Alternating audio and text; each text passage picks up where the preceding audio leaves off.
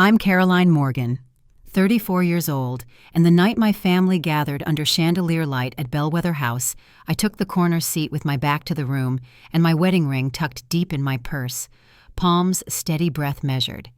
A black sedan idled beyond the frosted glass, its engine a low hum. I could almost feel through the floor, and my phone lit with a quiet message in position. Mother called it a celebration of family bonds, linens pressed and crystal catching the light. But the air held the weight of a decade I had learned to carry without complaint.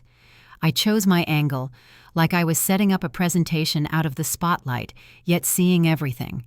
Another buzz, a simple question. "Are you ready?" And I slid the phone face down beside the water glass, as if it were any ordinary night.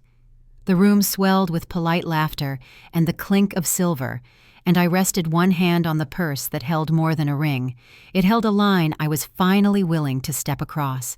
By the time the doors opened and my sister swept in with a smile shaped like victory, I already knew how this evening would end. Before I go any further, tell me where you're listening from in the comments, and if you've ever had to find your footing when family made you stumble, tap like and subscribe, so this story finds the people who need it. I was raised in a small Midwestern town where the church bells marked Sunday, and neighbors knew the sound of each other's screen doors, the kind of place where you returned a casserole dish the same day you finished it. My parents taught us steady things: return what you borrow, tell the truth, even if your voice shakes, do not spend what you don't have, and leave a place better than you found it.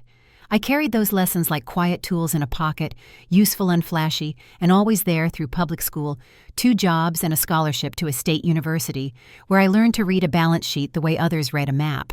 Brooke came up after me with a softer landing, the sort of charm that made teachers lean in and salespeople remember her name, and by the time we were out in the world, she had stepped into rooms I only passed by: country club luncheons, private fittings, the tables reserved for people who never ask the price.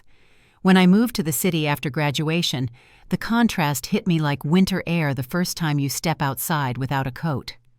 My apartment was a studio over a bakery that started kneading dough before dawn, and I came to love the way the walls warmed with the ovens below as I wrote proposals at a card table near the window. My clients were small, at first family-owned shops with ledgers and spiral notebooks, a landscaping firm with invoices piled in a shoebox. But they gave me trust and a chance to prove a pattern: show up on time, do what you promised, and explain the numbers in plain English. On the other side of town, Brooke learned the rhythm of galas and silent auctions, living inside a world that said the right dress could solve an evening and the right photograph could fix a story. We were sisters navigating different maps to the same city, waving across a distance neither of us wanted to name. The first real fracture came dressed as celebration. 10 years back, the invitations were already mailed, names lettered by hand, and the florist had set aside peonies in cream because I liked how they looked against navy. I was 3 days from a white dress still in its garment bag when my phone turned into a lighthouse for secrets I hadn't planned to see, and in the sharp daylight of one afternoon, the life I had measured and organized scattered like receipts in a sudden wind.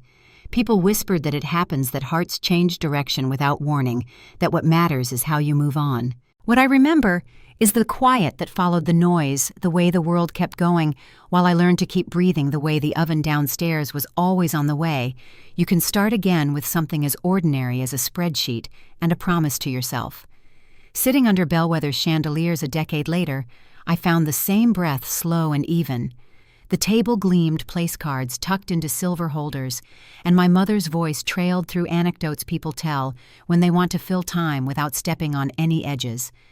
I let it all float by while I traced the seam of my purse and felt the cool, familiar circle waiting inside solid platinum plain as a truth you don't have to defend.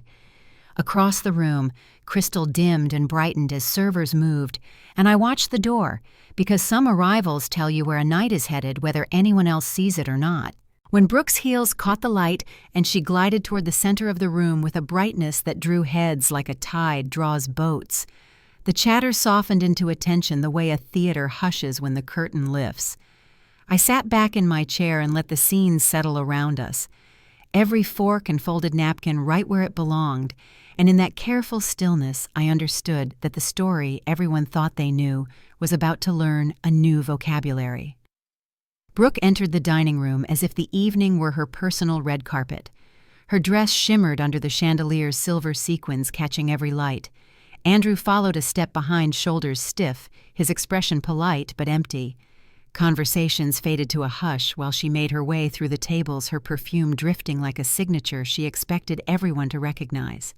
When she saw me in the corner, she smiled, as though she had spotted a long-lost friend instead of the sister she hadn't spoken to properly in years. "Caroline, you actually came!" she called across the room, her voice carrying just enough surprise to invite attention. 40 pairs of eyes turned toward me. I nodded once, keeping my hands folded neatly on my lap. Around us, chairs creaked and glasses clinked, the small sounds of people pretending not to watch. Brooke glided from one relative to another, kissing cheeks, offering compliments rehearsed to sound effortless.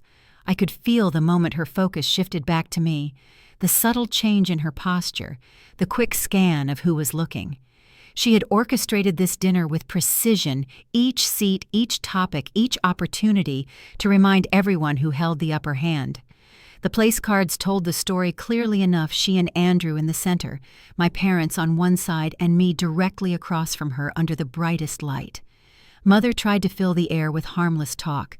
She mentioned a cousin's new baby and an uncle's retirement, her voice light but tight around the edges. Brooke's patience thinned with every minute that wasn't about her.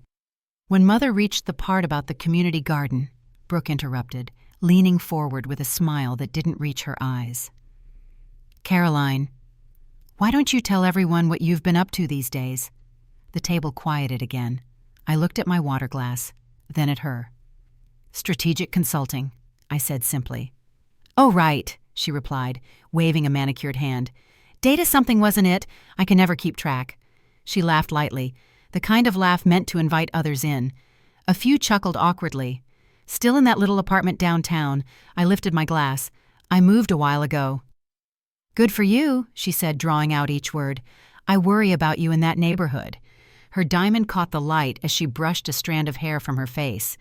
"You're comfortable, though. That's nice." She tilted her head, smiling, as if the word itself amused her. "And dating anyone special?" Forks froze halfway to mouths. It was the question she'd been waiting to ask. "I stay busy," I answered. Brooke sighed loud enough for everyone to hear. "Still single at 34. Sweetheart, you've got to be realistic. The good ones are already taken."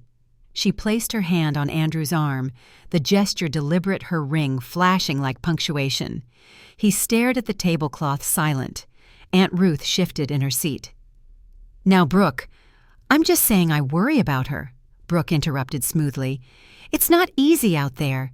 Some women just aren't meant to keep a man interested. That's all. No shame in it." Mother murmured Brooke's name as a warning, but my sister pressed on, energized by the discomfort. "Remember when we were kids, Caroline used to plan her wedding down to the color of the napkins, had a scrapbook and everything." She laughed softly. "Life has a funny way of shuffling the deck, doesn't it?" Andrew cleared his throat, but Brooke talked over him. "Have you tried online dating? I could help you set up a profile. You'd need good pictures, maybe lose a few pounds first."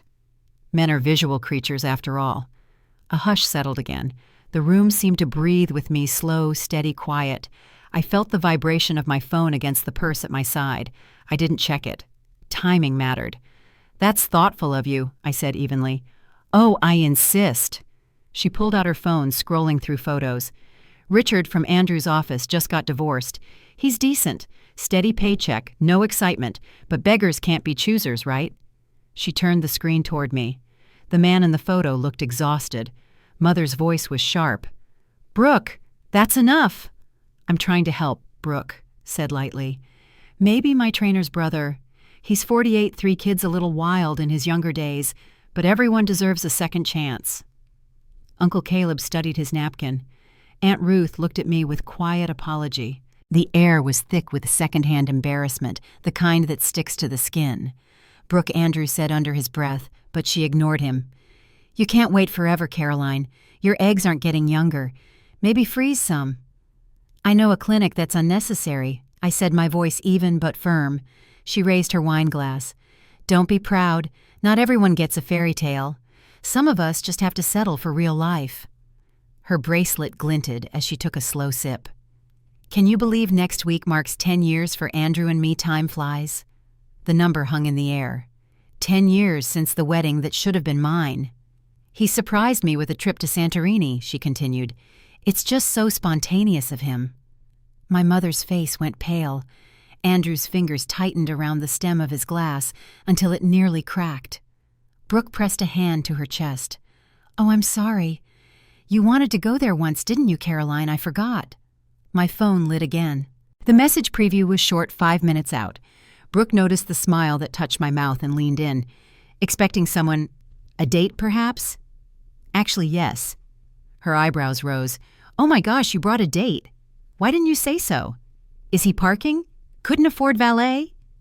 Her laughter rippled across the table, inviting the others to join. I stood smoothing my dress. Excuse me for a moment. The hallway outside the dining room was cooler, the sounds of conversation muffled by the door. I took my purse with me and walked to the mirror above the sink. The woman staring back looked calm, maybe too calm, but that was all right. I opened the purse and touched the slim band inside the one etched with a promise no one else had seen. The reflection in the glass blurred for a moment as memory folded over memory. 10 years earlier, the same kind of mirror had held a different face, a bride measuring a veil, a future neatly planned. When Brooke had stepped into that picture, she hadn't just taken a man. She'd taken the narrative everyone believed about who deserved what. For a long time, I'd accepted the silence that followed the polite pity at family gatherings, the quiet reassurances that I was better off. Tonight, she'd planned to turn that silence into entertainment. I slipped the ring onto my finger. The metal was cool, steady.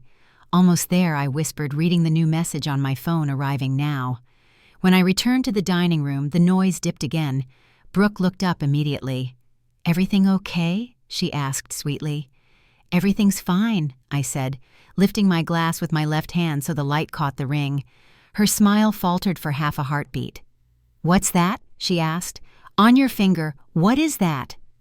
Before I could answer, the doors opened behind me and a quiet voice carried across the room. Sorry to interrupt, he said. I'm looking for my wife. The room stilled. Chairs stopped moving, forks froze mid-air. The chandelier's hum filled the silence. Brooke's expression shifted from confusion to disbelief. Your wife, she echoed. Caroline. You're married. I turned toward the man in the doorway, the one whose calm could quiet any room. Everyone, I said softly, this is Ethan. He crossed to me and pressed a kiss to my temple. The gesture was simple, unperformed but final. The sound that rose around us wasn't shock exactly. It was realization, slow and spreading like a tide turning without anyone noticing until it was already too late. Mother's hand flew to her mouth. 3 years, Ethan added pleasantly, looking around the table. Our anniversary's next month. The silence deepened, broken only by the clink of Brooke's glass against the table. The color drained from Andrew's face, and he looked away. Brooke recovered quickly, smile sharpened like glass. Well, she said, how surprising. And just like that, the show she'd written for herself began to crumble, one unspoken line at a time. I met her gaze across the table, steady and unflinching, and waited for what came next. The room was still humming from Ethan's quiet entrance, the kind of silence that makes even silverware sound too loud. My sister blinked rapidly, recovering faster than anyone expected. How lovely, she said, her voice smooth again. What a surprise. What do you do, Ethan? He gave her a polite nod. I work in acquisitions. Oh, she said brightly, too brightly. Like real estate corporate, he replied, settling into the seat beside me. We handle mergers, takeovers, sometimes restructuring. Brooke's smile froze. That's impressive. She turned to Andrew. Darling, doesn't that sound familiar? You work in development, don't you? Andrew nodded without looking up. His fingers were white around the edge of his glass. My parents exchanged glances, my father thoughtful, my mother uncertain, but neither spoke. Ethan's calm filled the space. We actually just finalized a major deal last week, a full acquisition. Brooke leaned forward. Which company? Ethan looked at her with mild interest. Bayshore Development Group. The name hung in the air like a dropped plate that hadn't hit the floor yet. My sister's eyes flicked toward Andrew, searching his face. He swallowed hard. "That's my company," he said, his voice barely audible. Was Ethan said softly. "Meridian finalized the purchase on Tuesday." A sharp intake of breath came from my mother. "Oh dear," she whispered, but no one answered. Andrew stood abruptly, his chair scraping against the hardwood. "You're Ethan Park," he said. "You're the CEO of Meridian Technologies." Ethan gave a small, courteous nod. "Guilty." Brooke's mouth opened, then closed again. "You married him?" she asked me, her tone a mix of disbelief and dawning comprehension. "You married the man who just bought my husband's company." I met her gaze evenly. "That's right." The color drained from her face. "You planned this," she whispered. "No," I said, my voice steady. "Meridian's interest was strictly business. The rest is coincidence." Andrew's voice cracked as he looked at Ethan. "You can't just—" Ethan lifted a hand, calm as ever. "Mr. Hayes, let's not make a scene. Our legal team will be in touch tomorrow morning to discuss your transition." "Transition?" my father repeated. Ethan nodded. "Standard protocol. But in this case, there are irregularities that require immediate review." The double doors opened and 2 attorneys entered, carrying slim folders. The older one, Mr. Whitaker, gave a brief nod to Ethan, then addressed Andrew directly. "Mr. Hayes, we've identified a series of financial discrepancies tied to your department. Transfers routed through third-party vendors that violate federal compliance guidelines." Brooke gripped the edge of the table. "What are you talking about?" Mr. Whitaker set a folder down in front of Andrew. "Over $2 million in misallocated funds, paper trails, bank logs, and offshore accounts, all traceable." Andrew's face turned ashen. "That's ridiculous." Ethan cut him off gently. "You signed the authorizations yourself. You can dispute the findings with counsel, but the documentation is sound." Brooke pushed her chair back. "This is absurd. You can't just storm into a family dinner, and I'm sorry to interrupt your evening," Ethan said evenly. "But these matters are time-sensitive. The investigation is already underway. Consider this a courtesy notice." Aunt Ruth's fork clattered against her plate. My mother looked from me to Ethan, struggling to find words. "Caroline," she said finally, "what is happening?" I folded my hands on the table. "The audit began 6 months ago. My firm was contracted to conduct risk assessments for Meridian's potential acquisitions. Bayshore happened to be one of them." Andrew stared at me. "Your firm—" "Yes," I said quietly. "Morgan Strategic Solutions. I founded it after I left the company where you and I met." Brooke's voice was thin and shaking. You're the consultant they've been talking about, the one who flagged the accounts." I recused myself. The moment I recognized the name, I replied, "The findings are my team's, not mine." Andrew sank back into his chair, staring at the documents as if they might rewrite themselves. My sister's composure cracked. "You knew about this," she said, pointing at me. "You sat here and let me—" "I didn't come here to humiliate you, Brooke," I said softly. "I came because you invited me." Ethan placed his hand over mine, a quiet anchor in the storm of the room. "This isn't about revenge," he said. "It's about accountability." My father cleared his throat. "Andrew, is any of this true?" Andrew's voice was barely a whisper. "Some of it." The tension broke like glass. My mother gasped. Brooke's chair tipped as she stood shaking her head. No, it can't be." Ethan leaned forward slightly. "Our attorneys will work with you to resolve this privately if possible, but Meridian cannot retain leadership involved in fraud." Brooke turned to him, pleading now. "Please, we have a mortgage staff projects. There has to be another way." Ethan's expression softened, but his words remained firm. "Then cooperate fully. That's the only way forward." Andrew's shoulders slumped. He rubbed his temples, eyes unfocused. "I didn't mean for it to go that far," he muttered. "The company was drowning. I needed capital. I thought I could fix it before anyone noticed." My father leaned back, silent and pale. The weight of every whisper and every family story from 10 years ago was pressing down in that single moment. Brooke's voice cracked. "Caroline, you knew he'd lose everything." I looked at her, seeing the fear behind the outrage. "I didn't make those choices for him." She pointed at me again, trembling. "You could stop this. You could make him keep his job." "No," I said simply. "I can't and I wouldn't. The truth doesn't go away because we want it to." For a long moment, no one spoke. Even the waitstaff seemed frozen outside the doors. Then Ethan stood nodding to the attorneys. "We'll finish this tomorrow." "Thank you, gentlemen." When they left, the quiet that remained was thick enough to hear every breath. Brooke collapsed into her chair, her perfect posture gone. "So that's it. You destroy us, and what? Feels satisfied." I shook my head. "This isn't destruction, Brooke. It's consequence." Andrew pushed the folder aside.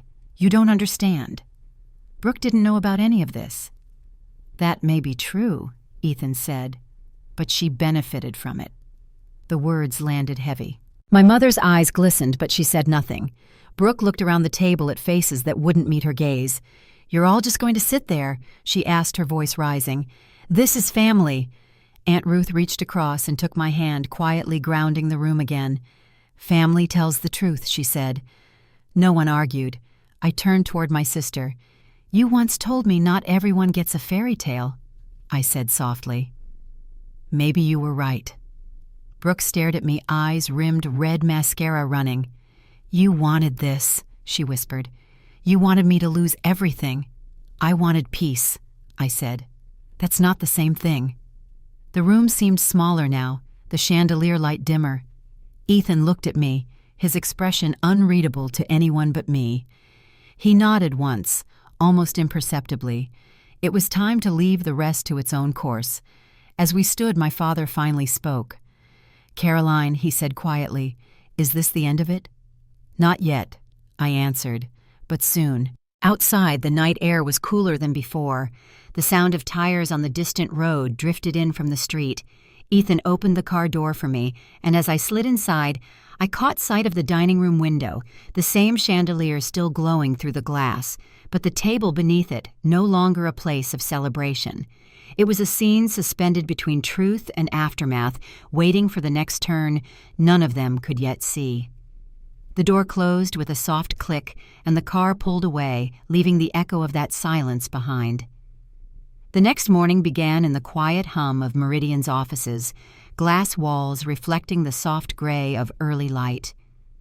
I sat across from Ethan, the city skyline stretching behind him, and a single folder lay between us on the desk. Inside it was everything we needed for the final step, the full transition plan that would close the chapter my sister had forced open 10 years ago. The meeting with the legal team was set for the afternoon. By nightfall, the name Bayshore Development Group would belong entirely to Meridian. Ethan leaned back in his chair, studying me for a moment. "You don't have to be there," he said. "My team can handle it." "I know," I replied, "but I need to finish what started last night." He didn't argue. He simply reached across the table and turned my wedding band lightly between his fingers, the way he did when words weren't enough. "Then we go together," he said. The drive to the Morgan family home felt longer than it was. The morning sun had broken through the clouds, throwing gold light across the lawns and driveways of houses that looked more alike than different. My parents' house sat at the end of the cul-de-sac, the same pale blue siding, the same porch swing that creaked in the wind. For a moment, it looked exactly as it had when I was 24, before everything changed. Inside, the air carried the faint smell of coffee and lemon polish. My mother met us in the foyer, her expression weary but kind. "She's here," she said quietly, "in the den." Brooke was sitting by the fireplace, still in yesterday's clothes. Her hair was pulled back, her eyes red and tired. She looked smaller somehow, as if the night had taken pieces from her. Andrew stood near the window, his tie gone, his posture defeated. When he saw Ethan, he straightened a little, but it was clear the fight had gone out of him. Ethan set a folder on the coffee table. "This outlines the transition schedule. If you cooperate, there won't be criminal charges." Andrew's voice was hoarse. "And if I don't," Ethan's tone stayed even, "then the law takes its course." Brooke looked at me. "You really mean to let this happen?" "It's already happening," I said quietly. "All that's left is how you respond." My father entered, then moving slowly, the weight of the night visible in his eyes. He nodded at Ethan, then sat across from Andrew. "Son," he said, voice steady but tired, "it's time to stop pretending this is a misunderstanding." Andrew's shoulders sagged. "I never wanted it to spiral. I was trying to fix it. By stealing, my father asked. Andrew said nothing. The silence stretched. Brooke stared at the floor, fingers twisting the edge of a tissue. Ethan opened the folder and slid a page toward him. Here's the outline of your cooperation terms. You'll resign immediately, surrender all company assets, and assist with the internal audit. Your severance depends on full compliance. Andrew nodded slowly, his expression hollow. I'll sign. My mother looked from him to Brooke, her voice trembling. And what about you two? What happens to your home? The baby. Brooke shook her head. We don't have children, Mom. Ethan closed the folder. There are programs through Meridian that can help employees affected by acquisitions, career placement, housing support, debt management. You'll qualify once you cooperate. Brooke let out a brittle laugh. You're offering me help. I'm offering you a path forward, he said simply. For a long moment, no one spoke. The quiet was heavy, but not cruel. My father leaned forward, clasping his hands together.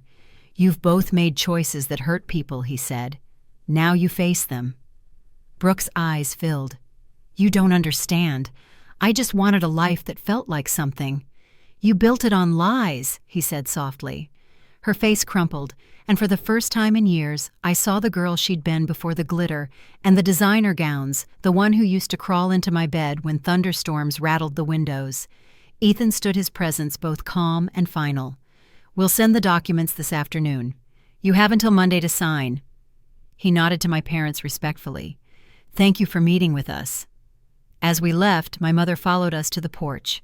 Caroline, she said, touching my arm. She's lost. I don't know if she'll ever find her way back. I looked toward the driveway where Brooke's reflection shimmered faintly in the window. That's not something I can fix, I said. The car ride back downtown was quiet. The city looked different that day, more fragile somehow. When we reached the office, Ethan stopped before getting out. You've carried this a long time, he said. It's okay to set it down. I will. I told him once it's done. By late afternoon, the final call with Meridian's board began. I walked into the conference room with my team from Morgan Strategic Solutions, Jennifer, our compliance officer, and Patricia, one of my sharpest young managers. Jennifer's tone was brisk as she reviewed the audit report. All accounts reconciled, fraud confirmed and contained, employee retention plan approved. Ethan joined the meeting remotely, his voice steady through the speaker. Then we proceed. Caroline, your team will lead the transition. Understood, I said. The meeting ended with polite congratulations, the kind reserved for business victories that don't feel like celebrations. When the screen went dark, Jennifer lingered. You okay? She asked quietly. I nodded. Just tired. She smiled faintly. You've been tired for 10 years. Her words sat with me long after she left. That night, I stayed in the office alone. Through the window, the city lights flickered in the glass. So many stories stacked on top of each other, all glowing and fading at once. I thought about the years after the wedding that never happened. The whispers at work, the quiet pity, the way people looked at me like I'd failed a test I didn't know I was taking. While Brooke and Andrew built a life from what they took, I rebuilt from what they left behind. I poured every piece of myself into the company, late nights, weekends, coffee gone cold beside a flickering monitor. I made mistakes, learned fast, and built something solid from the rubble. I remembered the first check I ever framed, not because of the amount, but because of what it meant. Proof that I could build without stealing, earn without owing.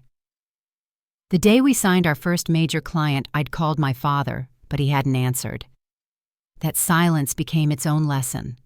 When Ethan appeared in my life, it wasn't fireworks, it was stillness, a conversation that didn't feel like competition.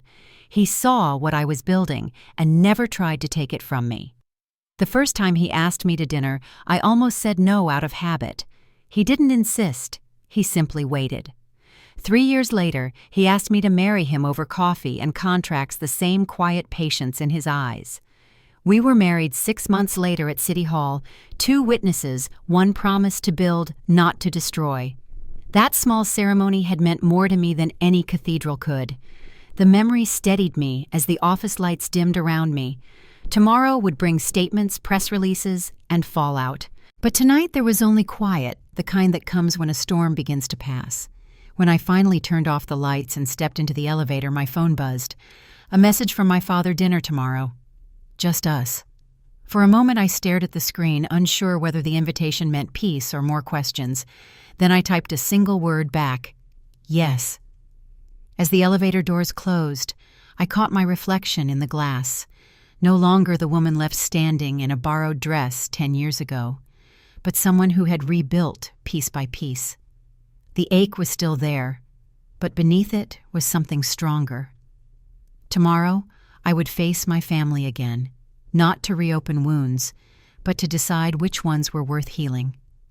Dinner at my parents' house the next night felt different before I even stepped through the door. The air was lighter, quieter somehow, as if the house itself was taking a breath after years of holding one in. My father greeted me at the porch with a half-smile that carried both apology and pride. The kitchen lights were warm, the table already set for 3, and for the first time in years there were no extra chairs waiting for anyone else. We ate in near silence for a while. My mother passed me the salad bowl and asked about work, careful and gentle, like she was testing the edges of a fragile truce. My father listened, nodding occasionally, but his eyes told me this dinner wasn't really about small talk. When our plates were mostly cleared, he folded his napkin neatly beside his glass. "Caroline," he said, his voice measured, "I owe you an apology." He didn't look at my mother, didn't clear his throat, didn't cushion it with excuses. For a long time, I chose comfort over truth. When Brooke took what was yours, I told myself it was a mistake between young people. I didn't want to lose either of my daughters. So I said nothing, and that silence cost you more than any of us realized. My mother's hand brushed mine. "We both failed you," she said softly. "We thought keeping peace would fix things, but peace built on lies only hurts more." I listened quietly, the hum of the refrigerator filling the space their words left behind. There were no easy responses to something that deep. "Thank you for saying that," I finally said. "It means more than you know." My father nodded, his eyes tired but clear. "I'm proud of you, not because of what you've built, but because you didn't let bitterness own you. I couldn't see that before. I do now." The words landed heavier than I expected. For years, I'd learned to stop wanting that kind of validation. Hearing it now felt both late and necessary. My mother reached for my hand again. "We'll do better," she promised. "If you'll let us." After dinner, my father brought out a small box from the hall closet. Inside was my grandmother's necklace, the one Brooke had worn to her wedding, the one she'd promised to return. "Your mother found it in one of Brooke's old jewelry cases," he said quietly. "We thought you should have it back." The chain glinted under the kitchen light, delicate and simple. I held it in my palm, the metal cool against my skin, and for a moment, the memory of that lost day, flickered white dress, waiting in the closet flowers, never delivered phone calls unanswered. I closed the box gently. "Thank you," I said. When I left their house that night, the air was crisp, carrying the faint scent of rain. The road home felt longer than usual, but not heavy. Ethan was waiting when I walked in, sitting on the couch with papers spread across the coffee table. He looked up and smiled. "How was dinner different?" I said, slipping off my shoes. "Honest." He nodded, understanding more than the word held. Then he gestured to the documents on the table. "The transition agreement."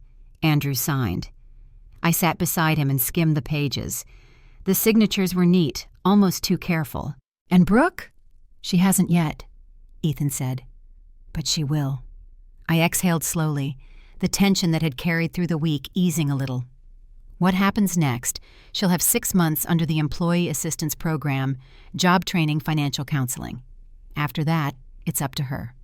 I looked out the window at the city lights flickering beyond the glass. She's never had to start over before. Ethan leaned back. "Neither did you, until you did."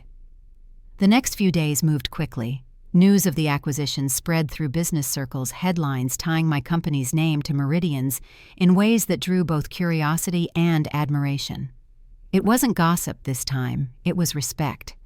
Clients called to congratulate me, former colleagues reached out, and investors who once ignored my proposals now wanted meetings. Yet beneath the success was a quiet sense of finality, as if the life I'd rebuilt had finally closed its last open door. By Friday, Ethan and I attended the final board session to confirm the merger schedule. When it ended, Jennifer stayed behind to brief us privately. "There's one thing," she said, sliding a folder forward. "Brooke reached out. She wants to meet with you directly." I hesitated. "What for?" "She didn't say," Jennifer replied. "But I think it's personal, not business." Ethan's eyes met mine. "You don't owe her that meeting," he said gently. "I know," I said, closing the folder, "but I need it anyway." We met that Sunday afternoon at a small cafe near the river, a place we used to go as kids with our grandmother for hot chocolate. Brooke was already there when I arrived, hands wrapped around a coffee cup, eyes fixed on the water outside the window. She looked up when I sat down. "Thank you for coming." I nodded. "You said you wanted to talk." She took a slow breath. "I don't even know where to start." "Start anywhere." Brooke stared at the table for a long moment. "I thought taking him would make me happy," she said finally. "I told myself you'd had everything: grades, recognition, the family's pride. I wanted something of my own, something no one could take from me." Her voice trembled. "But it was never mine, was it?" "None of it." I stayed quiet, letting her words settle. She looked older than I remembered, not in years, but in the way regret changes a person's face. "I was angry for so long," she continued. "Even after the wedding, I kept telling myself I'd won. But last week, when I saw you standing there beside Ethan, I realized you weren't competing with me. You'd already moved on. You built a whole life while I was still trying to prove something that didn't matter." Her hand shook slightly as she lifted her cup. "I don't expect forgiveness," she said, "but I needed to say it, out loud." The river outside caught the late afternoon light rippling gold and silver. "You don't have to ask for forgiveness," I said quietly. "You just have to stop pretending you didn't know what you did." She nodded, eyes glistening. I know every day." We sat in silence for a while. There wasn't much left to say. When she finally stood, she reached into her purse and pulled out an envelope. "This belongs to you," she said. Inside was an old photo, me in my wedding dress, the one that never saw an aisle, smiling at something just out of frame. I hadn't realized anyone had saved it. "Where did you get this?" I asked. "It was in Mom's attic," she said. "I thought maybe—" "It should be with you." I slipped it back into the envelope and nodded. "Take care of yourself, Brooke." Her voice was barely a whisper. "You already did." When she left, I stayed by the window watching the river carry reflections downstream. For the first time in years, I didn't feel the need to look back. That night, Ethan found me in the living room with the photograph still in my hand. "Did you get what you needed?" he asked. "I think so," I said. "She's starting to understand." He glanced at the picture. "What will you do with it?" "Frame it," I said after a pause. "Not as a reminder of what I lost, but of where everything changed." Ethan smiled faintly. "Then maybe it's finally over." "Almost," I said. "There's still one more conversation I need to have." He tilted his head. "With who?" I looked at the window, where the city lights reflected like small fires in the dark. "The rest of the family," I said. It's time they heard the truth. The sound of the rain began to tap against the glass, steady and soft, as if marking the rhythm of what was still to come. The following weekend, my parents asked everyone to come to the house for what my mother called a family talk. She said it softly on the phone, almost as if she wasn't sure I'd agree. I could hear the hesitation in her voice, the worry that the old patterns might repeat. Still, I said yes. If I'd learned anything from the past weeks, it was that silence never healed what truth could. When Ethan and I arrived, the driveway was already full.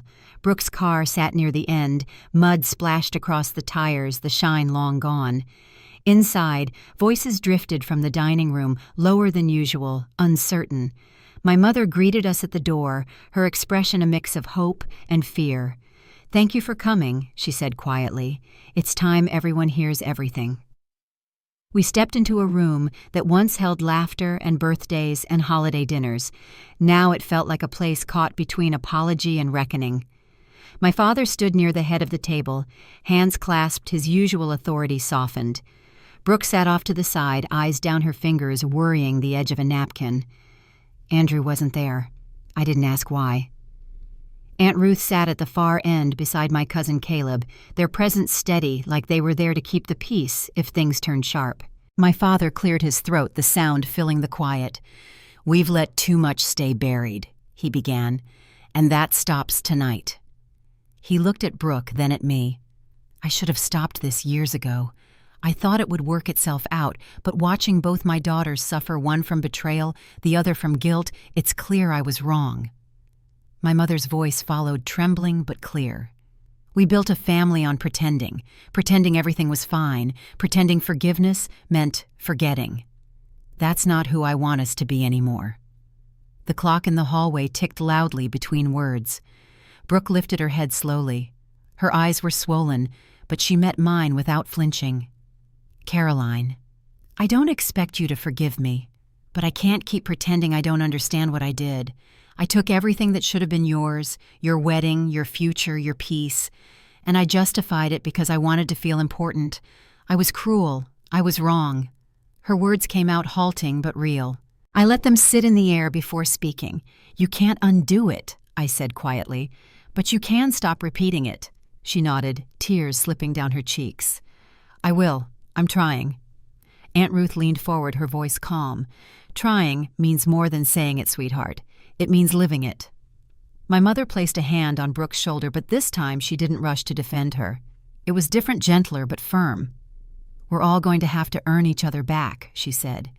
Ethan sat beside me, his silence a kind of strength. When he finally spoke, it was only to say, "Truth has a way of clearing what apologies can't. The rest is choice." My father turned to me then. "Caroline, you have every right to walk away from this family. If you do, we'll understand. But I hope you'll stay long enough for us to rebuild what we broke." I looked around the table at the same faces that once turned away at the sister who'd made herself smaller to fit into the consequences she created. The anger that used to come so easily wasn't there anymore, only exhaustion and a strange kind of quiet. "I'll stay," I said finally, "but with boundaries. I'm not the same person who used to keep peace by keeping quiet. That ends tonight, too." My father nodded. "That's fair." The meeting drifted into uneasy conversation after that, questions about the company, updates on the investigation, and talk about how Brooke and Andrew were adjusting. Apparently, Andrew had taken a consulting job out of state, and Brooke was staying behind to finish the training program Meridian arranged. It wasn't a reconciliation, but it was something like accountability. As the evening wound down, my mother pulled me aside in the kitchen. "She's scared," she said softly, "of being alone." "She's never really been alone before," I replied. "Maybe it's time she learns," my mother said, a faint tremor in her voice. Before leaving, Brooke approached me by the doorway. "I start a new job next month," she said. "Entry level. But it's mine. I thought you should know." "I'm glad," I said simply. She smiled faintly, the kind that looks more like relief than joy. That night, as Ethan and I drove home, the city lights blurred through the windshield in streaks of gold and red. The storm had passed, but the roads were slick, glistening under the street lamps. Ethan reached for my hand as we stopped at a red light. "You did what needed to be done," he said quietly. "Maybe," I said. "But it doesn't feel finished yet." "It rarely does," he said. The following week, headlines began to shift. Business journals covered the merger's impact, praising the transparency of the process. Reporters reached out for interviews, calling it a model acquisition led by integrity. I gave one interview, just one, and spoke about rebuilding, not revenge. The piece ran under the title, "The CEO Who Chose Accountability Over Anger." Emails poured in from young entrepreneurs, women mostly sharing stories of being overlooked, dismissed, or underestimated. I read every one. Each message reminded me how far I'd come from the woman who once hid in a corner at family dinners, swallowing silence to survive the night. One morning, as I was reviewing proposals in my office, Jennifer knocked on the door. "Got a minute?" she asked. She set a folder down on my desk. "Bayshore's internal restructuring is complete. No layoffs. Your conditions held." "Good," I said. "That matters." She smiled. "You could have crushed them completely, Caroline. Instead, you built something better. That's leadership." When she left, I sat for a long time looking out at the skyline, the glass towers catching sunlight, the traffic weaving below. Somewhere out there, Brooke was learning how to start over. Andrew was facing consequences he'd avoided for years, and my parents were beginning the slow work of honesty after decades of silence. That evening, Ethan and I walked along the waterfront near our apartment. The air smelled faintly of rain and salt from the bay.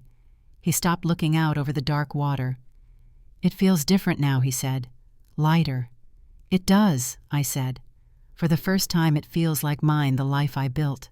He smiled. "It always was." We stood there a while, the city humming behind us, the water moving quietly beneath the lights. Somewhere deep down, I knew the story wasn't done. There were still conversations ahead, still bridges to rebuild or leave behind. But for the first time in a decade, I wasn't waiting for someone else to decide the ending. I already knew where it was going toward peace, even if it took time to reach it. As we turned to head home, my phone buzzed with a new message. It was from Aunt Ruth family dinner next Sunday. Everyone this time. No secrets, no masks. Ethan glanced at the screen. "You're going?" I smiled faintly. "Yes," I said. "It's time they see who I really became."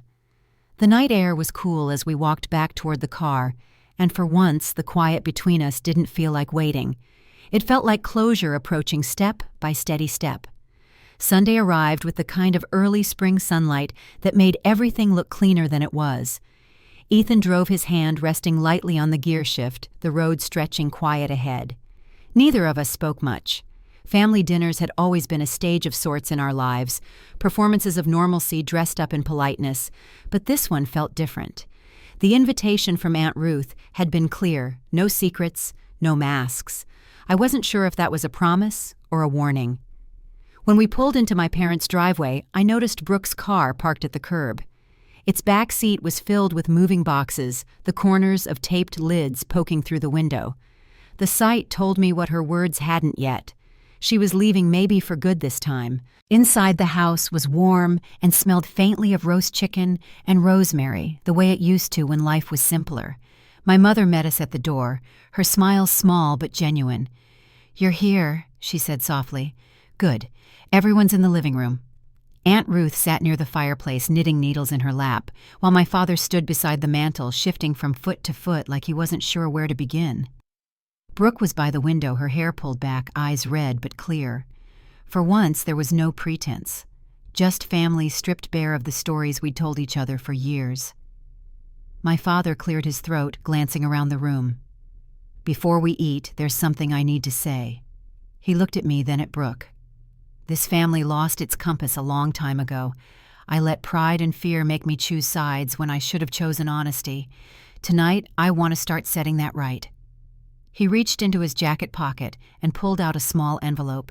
"Caroline, when your mother and I refinanced the house years ago, there was a trust your grandfather left. We meant to divide it evenly one day, but we didn't." His voice cracked a little. "Brooke's share was given early use to help start Bayshore, we told ourselves. Yours was left untouched. I moved it last week. It's now in your name." I blinked, unsure what to say. "Dad, I don't need." "It's not about need," he said firmly. "It's about what's right. You earned peace, not repayment." My mother nodded beside him, her hand resting on his arm. "We can't rewrite what's been done," she said, "but we can make sure it ends differently than it started." Brooke stepped forward, then her voice low. "Dad, that's fair." She looked at me. "I don't want anything from you, Caroline. Not money, not sympathy. I just want you to know I'm sorry and that I'm finally done pretending I wasn't the problem." Aunt Ruth set her knitting aside. "That's a good start, sweetheart," she said gently. "Owning what you've done is the beginning of something better." Brooke smiled faintly through tears. "I've been accepted to a marketing apprenticeship program in Denver. Small company, nothing glamorous. But it's mine. I move next week." For a moment, no one spoke. Then my mother crossed the room and hugged her tight and wordless. My father joined his arms around both of them. When they stepped back, Brooke turned to me. "You don't have to wish me luck," she said quietly. "Just..." Let me go without hating me. I met her eyes steady and calm. I don't hate you, Brooke. I stopped carrying that years ago. Her breath caught and she nodded. Then maybe we'll both be okay. Dinner that night was simple: chicken, mashed potatoes, green beans. Conversation stayed light at first about work travel, small things that didn't bruise. But halfway through, my father lifted his glass. To starting over, he said, looking at each of us in turn, whatever that means for all of us. We raised our glasses. The clink of crystal sounded like punctuation at the end of a long, unfinished sentence. After dessert, the others drifted toward the porch, leaving me alone in the kitchen. The hum of the refrigerator filled the quiet. I ran my hand over the edge of the table where we'd shared so many arguments disguised as dinners. It felt different now, not fixed, but lighter. Ethan came in, sleeves rolled up, helping my mother with the dishes. "You all right?" he asked softly. "I think so," I said. "It's strange. I expected to feel relief, but it's more like stillness. That's what peace feels like," he said, rinsing a plate. When the night wound down, Brooke came to find me before leaving. She handed me a sealed envelope, edges creased from being held too long. "From Andrew," she said. "He asked me to give it to you. I haven't read it." I hesitated before taking it. "Thank you." She smiled once more, then stepped onto the porch. The door clicked shut behind her. Through the window, I watched her walk to the car, load the last box, and drive away without looking back. I didn't open the envelope until the next morning. Inside was a single page, handwritten in careful lines. Caroline, you deserved honesty from both of us, and you got neither. I won't ask forgiveness. I just want you to know I'm doing everything I can to make amends, starting with telling the truth to the people I lied to most. What you built, what you became, was never because of me. It was in spite of me. I wish you every success. Andrew. I folded the letter and set it aside. There was no anger left to burn through, no satisfaction in his regret, just quiet understanding that some stories end without reconciliation, and that's all right. That week, I focused on work finalizing post-merger reports, reviewing grant proposals for the foundation Ethan and I were building. One afternoon, Patricia stopped by my office with a nervous smile. "We've been nominated for the Forbes Leaders Under 40 feature," she said. "They want to include you." I stared at her for a moment. "Under 40. She grinned. "Barely counts, but it counts."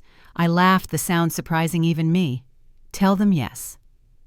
Later that evening, Ethan and I celebrated quietly at home, takeout on the balcony, the city glowing around us. "You realize," he said, leaning back in his chair, "that everything they thought you'd never be, you already are." Maybe I said, "But I didn't do it to prove them wrong." He smiled. "That's why it worked." The next morning, the article went live. My phone buzzed, nonstop calls, messages, congratulations. The headline read, "From Betrayal to Boardroom, How Caroline Morgan Redefined Success." I skimmed the story once, then set it down. It wasn't about revenge or redemption. It was about rebuilding quietly and completely. That evening, my father called. "I read the article," he said. "Your mother and I couldn't be prouder. You've turned pain into purpose, Caroline." His voice caught. "You've done what I should have taught you, how to stand tall without stepping on anyone else." "Thanks, Dad," I said softly. Before hanging up, he added, "You know, your grandmother used to say, the real test of strength isn't how loud you win, but how gently you stand afterward. I think she'd say you passed." The words stayed with me long after the call ended. As night fell, I stood by the window, watching the lights flicker across the skyline. The letter from Andrew sat on my desk, unopened since that morning. I slid it into a drawer and locked it there, not as bitterness, but as closure. Down the hall, Ethan called my name, his voice warm and easy. "You coming to bed?" "In a minute," I said. I looked around the quiet apartment, the life we'd built steady and strong. The kind of peace that doesn't ask to be noticed, only lived. Tomorrow would bring new projects, new challenges, maybe even new beginnings. But for tonight, all I felt was calm, the kind that comes when justice has been served and you finally have nothing left to prove. Outside, the city hummed softly, alive, and endless. And for the first time in a long time, I was ready for whatever came next. A few months later, spring arrived again, gentler this time. The city had shed its gray, and the streets outside my office were lined with blooming cherry trees.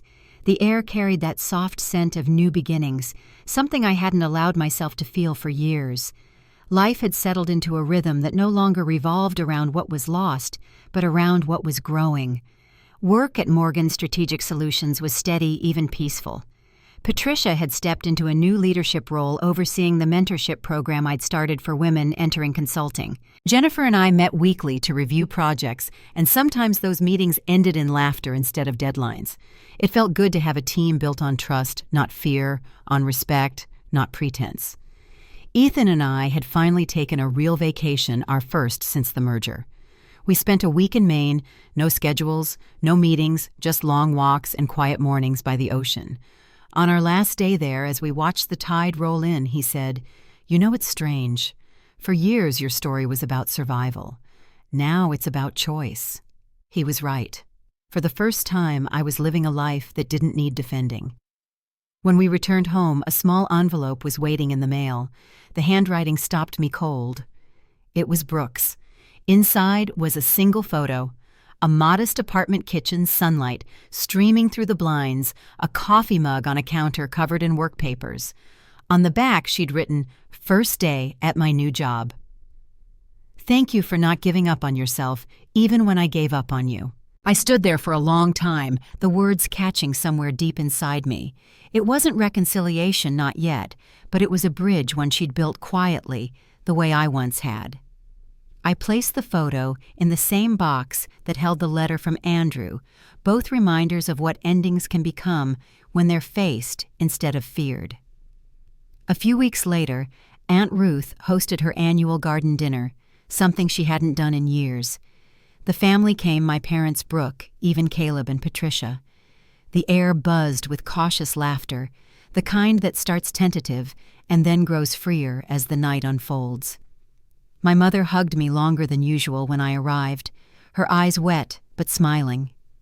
My father grilled vegetables on the patio while Ethan helped Aunt Ruth light the lanterns.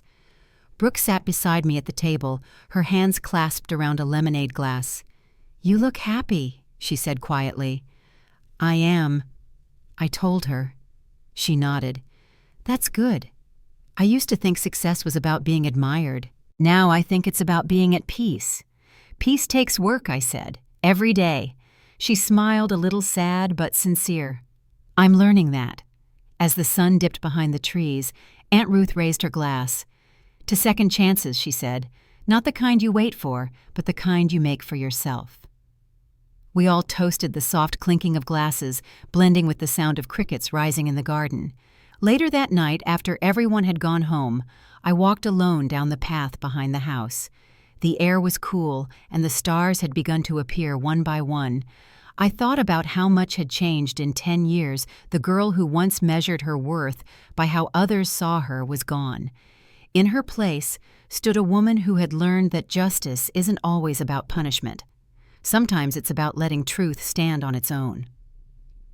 I reached the end of the path where the garden lights faded into shadow. Somewhere nearby, laughter drifted from the porch. Ethan's voice, my father's, even Brooke's. And in that moment, I realized something simple but profound. I hadn't just rebuilt a career or a reputation. I'd rebuilt the idea of family from blood and from choice. That night, as Ethan and I drove home under the quiet hum of streetlights, he reached for my hand. "You ready to close that chapter?" he asked. I looked out the window, watching the reflections blur past. "It already closed," I said. "We're just living the sequel." He smiled and squeezed my hand. "Then here's to the next one." When we got home, I placed the photo Brooke had sent on my desk beside the framed picture from our City Hall wedding. Two very different beginnings side by side. The reminder felt fitting proof that endings don't have to stay broken if you let growth take their place. Life isn't about erasing the past. It's about outgrowing it piece by piece until it no longer defines who you are. I'd spent years believing I needed to win against those who wronged me, but the real victory was quieter. It was choosing peace when bitterness would have been easier, if you've ever been betrayed or doubted or made to feel small. I hope you remember this. Your worth isn't measured by who hurt you, but by who you become after the hurt. You don't need to prove yourself to anyone who can't see your value. Just keep building the life that reflects it. And if this story touched something in you, if it reminded you of your own resilience, share it with someone who needs to hear that healing doesn't always come from revenge. Sometimes it comes from finally finding your peace.